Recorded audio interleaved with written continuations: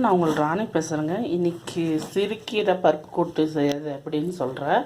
சிறுக்கீரை ஒரு கட்டு நல்லா இந்த மாதிரி பொடி பொடியாக கட் பண்ணி அலசி தண்ணியில் அலசிட்டு எடுத்து வச்சுருக்கேங்க. இதுக்கு என்னென்ன தேவைங்கிறது பார்க்க போப்பேன். காரத்துக்கு ஏற்ற அளவுக்கு பச்சை மிளகாய் எடுத்திருக்கேன். நான் 4 பச்சை மிளகாய் எடுத்திருக்கேன். ஒரு தக்காளி, சின்ன வெங்காயம் கொஞ்சம், பூண்டு ஒரு 10 பல்லு உரித்து வச்சுருக்கேன். வேக வைக்கும் போது போடுறதுக்கு ஜீரகம் ஒரு 1/4 டீஸ்பூன், வடகம் கொஞ்சம், மஞ்சத்தூள் கொஞ்சம். பருப்பு வந்து ஒரு 50 கிராம் எடுத்திருக்கேன். விளக்கெண்ணெய், அந்த பருப்பு வேகிறதுக்காக விளக்கெண்ணெய் ஊற்றுவோம். அது கொஞ்சம் ஒரு 2 ட்ராப்ஸ் போட்டிருக்கேன். இப்போ நம்ம இந்த பருப்பு கூட நல்லா கழுவி எடுத்துட்டு தண்ணி ஊற்றி வச்சுருக்கேங்க. 50 கிராம் பருப்பு. இது கூட இந்த ஜீரகம், வடகம், மஞ்சத்தூள் இது எல்லாத்தையும் போட்டுக்குவோம்.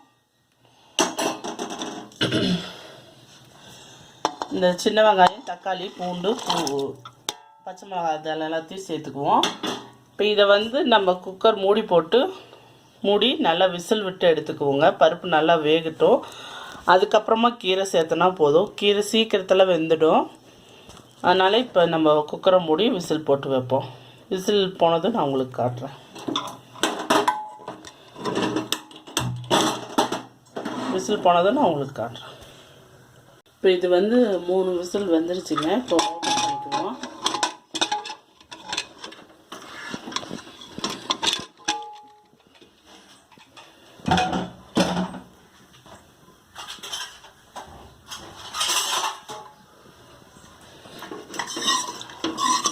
நல்லா வெந்துக்குச்சு. பருப்பு வெந்துக்குச்சு, இதுவாச்சு. இப்போ இது கூடவே நம்ம இந்த சிறுக்கீரை அலசி வச்சுருக்கோங்களா, அது எல்லாத்தையும் இது கூடவே போட்டுக்குவோம். நீங்கள் விசில் விட்டாலும் ஒரு விசில் விட்டாலும் போது வெந்துடும். இல்லைன்னா அப்படியேவும் கொதிக்க வைக்கலாம்.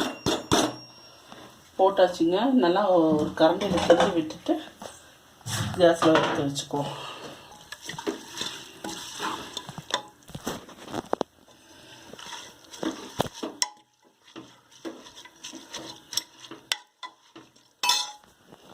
இதுலேயே நல்லா வேகட்டுங்க. அப்படியே அந்த தண்ணியிலையே அப்படியே இது பண்ணுங்கள். வேக இதாகிக்கும். தண்ணி ஊற்றிடாதீங்க, ரொம்ப தண்ணியாகிடும். இருக்கிற அந்த பருப்பு வச்ச தண்ணியிலையே அதுலேயே வெந்துக்கும். நல்லா கெட்டியாக இருக்கணும் இல்லையா? அதனால் அதுலேயே இதுவே போதும். கீரை அப்படியே ஒரே ஆவிலே அப்படியே சுருண்டு வந்துடும்.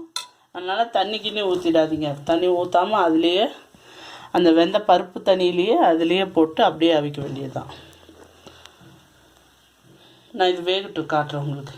பாருங்கள், நல்லா அந்த கீரை வெந்துட்டு இருக்கு. அது கூட இன்னும் நல்லா கொஞ்சம் திக்காகணுங்க. இன்னும் கொஞ்சம் திக்காச்சுன்னா இந்த தண்ணியெல்லாம் நல்லா வற்றதுக்கப்புறம் நம்ம மத்து வச்சு நல்லா ஒரு 4 கடை கடைஞ்சிங்கன்னா கீரை மசிஞ்சிடும்.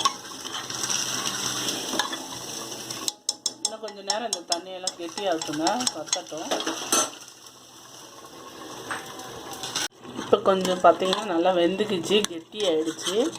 இந்த ஸ்டேஜில் வந்து நம்ம அடுப்பை ஆஃப் பண்ணிடுவோம். ஆஃப் பண்ணிவிட்டு குக்கர் கீழே எடுத்து வைப்போம். கீழே இறக்கி வச்சுட்டு இந்த மாதிரி ஒரு மத்து இருந்ததுன்னா, பருப்பு கடையிற மத்து, நல்லா அந்த கீரை மகிற அளவுக்கு நல்லா போட்டு இப்படி நல்லா சுற்றிக்கோங்க, கடைஞ்சிக்கோங்க. கீரை நல்லா வெந்துருச்சு இல்லைங்களா? அப்படியே நல்லா இதாகிடும்.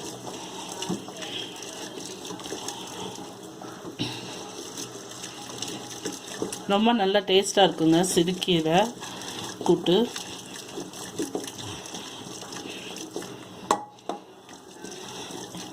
ஐம்பது கிராம் பருப்பு சொன்னேன், ஒரு கட்டு கீரை சொன்னேன்.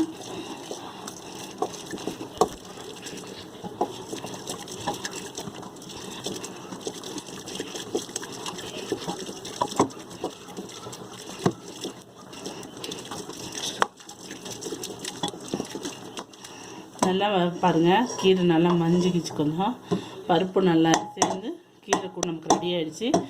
இந்த ஸ்டேஜில் வந்து நம்ம இதை வேறு பாத்திரத்துக்கு மாற்றிட்டு தாளிப்பு போடுவோம். வேறு ஒரு பாத்திரத்துக்கு சேஞ்ச் பண்ணிவிட்டு தாளிப்பு போடுவோம். கடாயை வச்சு நல்லெண்ணெய் ஒரு ஸ்பூன் ஊற்றிருக்குங்க. கடுகு போட்டிருக்கேன் தாளிப்புக்கு. இப்போ கொஞ்சம் வடகம்,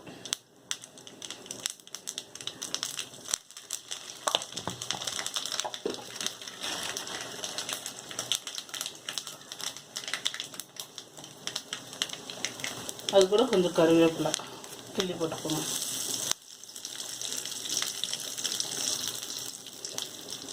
அடுப்பு ஆஃப் பண்ணிடுவோம்.